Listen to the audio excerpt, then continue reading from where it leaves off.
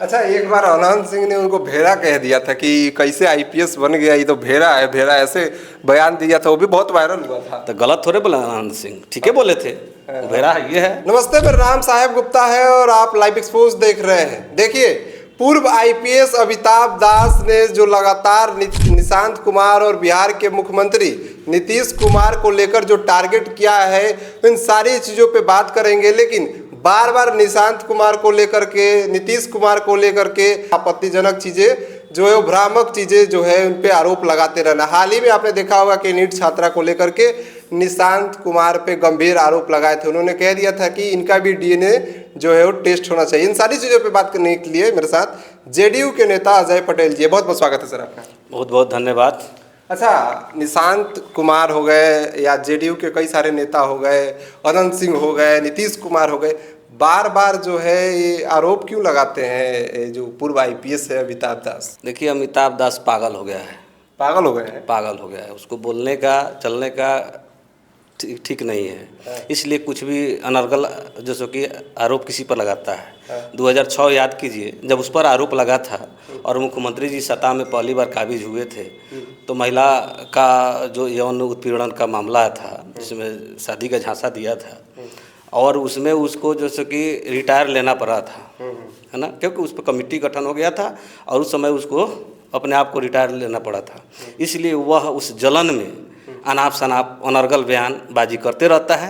इसलिए हम कह रहे हैं कि वो एकदम पागल है। वो आईएएस कैसे बन गया, ये इस पर भी शक लगता है हमको। अच्छा, वो आईएएस कैसे बन गए? लेकिन एग्जाम दे करके बने होंगे, ऐसे कैसे इंटरव्यू दिए होंगे? देखो, वही तो बात कर रहे हैं ना, वो कैसे बन गए। वैसे पागल लोगों को कैसे मने ये हो गया। उसका परिवार का लोग भी, घर का लोग भी अगर उसका बयान देखता होगा तो उसको लगता होगा कि कैसे पागल आदमी है जो इस तरह का बयान माननीय मुख्यमंत्री नीतीश कुमार जी के बेटे निशांत कुमार जी पर, जो एक ऐसे लड़के, एक ऐसे बिहार के भविष्य, जो इस तरह का कोई ऐसा चीज़ उसमें नहीं दिखता हो, उसके ऊपर इस तरह का अनर्गल बयान लगाना एक पागल का ही काम हो सकता है, बाकी किसी का नहीं। अच्छा, डेली देखते हैं उनका कोई ना कोई सोशल मीडिया पे वीडियो वायरल होता है, कभी कुछ कभी कुछ कभी कुछ, कभी एक अनंत सिंह का और नीतीश कुमार का एक फोटो लिए रहते हैं, टोपी लगाए रहते हैं और सोफा पे बैठे रहते हैं।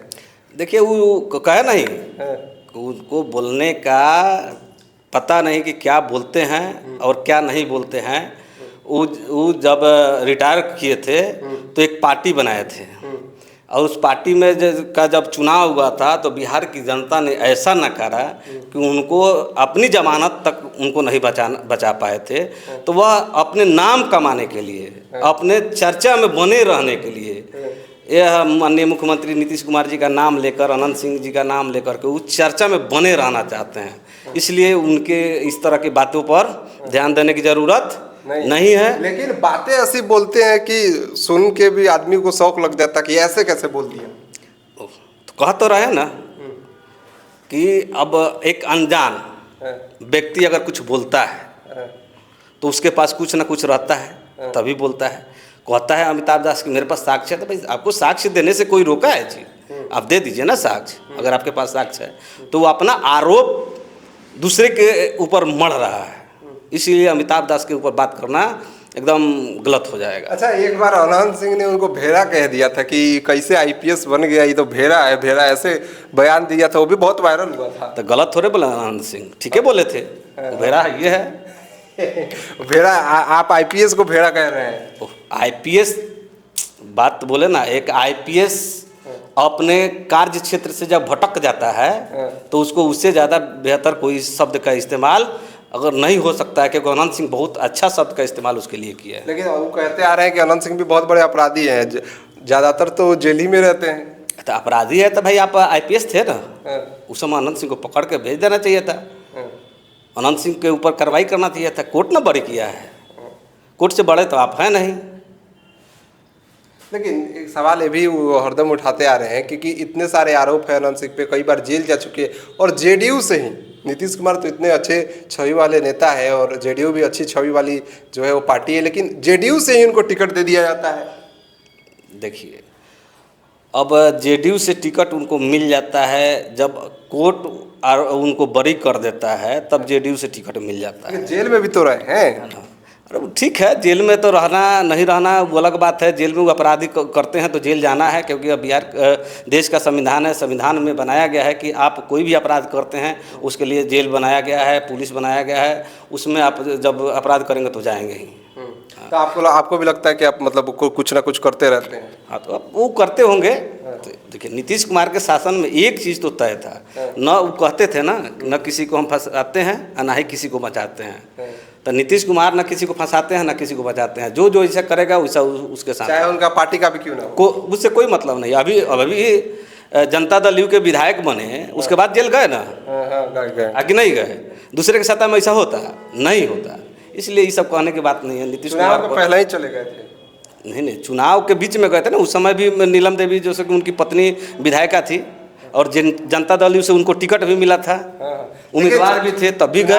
होने के कुछ दिन पहले ही चले गए थे। नहीं, वो बीच में गए थे, चुनाव प्रचार के समय गए थे। वही ना, टिकट उनको मिल चुका था, चुनाव प्रचार हो रहा था उसी समय जो दुलारचंद यादव का मामला हुआ, और जिस दिन वोटिंग था उसके 5-7 दिन पहले मुझे याद है जहाँ तक कि वो चले गए थे। तो वही तो कह रहे हैं कि जनता दल के उम्मीदवार होते हुए उनको जेल जाना पड़ा था। तो नीतीश कुमार यहाँ पे कहना चाहते कॉम्प्रोमाइज नहीं करते हैं? कोई कॉम्प्रोमाइज नहीं करते हैं। पार्टी के टिकट के मतलब दिया भी और चुनाव लड़े भी, लेकिन जेल भेजा उन्होंने एकदम निश्चित।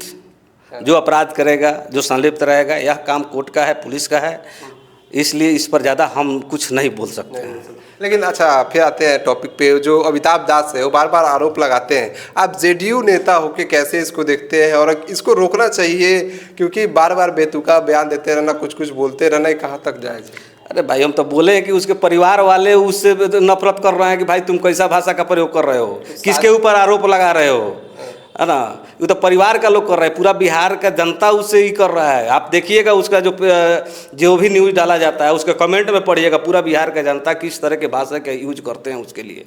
इसलिए अमिताभ दास एक आईपीएस के साथ साथ जिम्मेदार नागरिक नहीं है, वह बेतुका बयान करता है, गलत बयान करता है, इसलिए उस पर बोलने की ज़रूरत हमको लगता है कि हमें नहीं है। चलिए, खैर अमिताभ दास जो है वो डेली कुछ ना कुछ बयान देते रहते हैं, कभी निशांत कुमार पे, कभी नीतीश कुमार पे, कभी पीएम मोदी, देश के जो हमारे प्रधानमंत्री हैं उनको कुछ कह देते हैं। इन तमाम चीज़ों को लेकर आपकी क्या राय है, और अमिताभ दास को लेकर आप क्या सोचते हैं? कमेंट बॉक्स में अपनी राय जरूर दें। बहुत बहुत धन्यवाद।